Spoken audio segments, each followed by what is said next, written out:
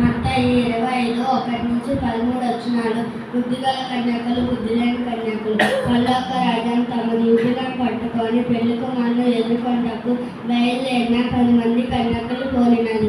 వీరిలో 5 బుద్ధిలేని వారు, 5 బుద్ధిగలవారు. బుద్ధిలేని వారు తమ దివిటీలను పట్టుకొని తమతో కూడా నూనెను తీసుకోలేదు. బుద్ధిగల వారు తమ దివిటీలతో కూడా సిద్ధులను నూనెను తీసుకొని పోయేది. పెళ్లి కుమారుడు ఆలస్యం చేయగా అందరి గుడికి నిద్ర ఇచ్చుచుండిరి. అర్ధరాత్రి వేళ ఎదురుగా పెళ్లి కుమారుని అతన్ని ఎదుర్కొంటకు రండి అని కేక వినబడును.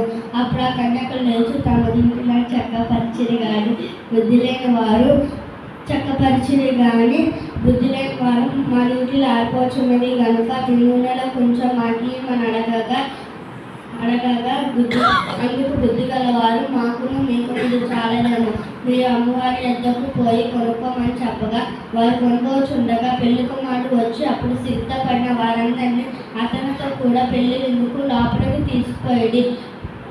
అంతటా తలుపు వేయబడును. ఆ తర్వాత చెక్కిన కన్యకలు వచ్చి అయ్యా మాకు తలుపు తీయమని అడగగా అతడు మిమ్మల్ని ఎరగను, మీతో నిజంగా చెప్పుచున్నాను అనేను. ఆ దినమైనను గడియైనను మీకు తెలియదు కనుక మెలకువగా ఉండేది. ఆమె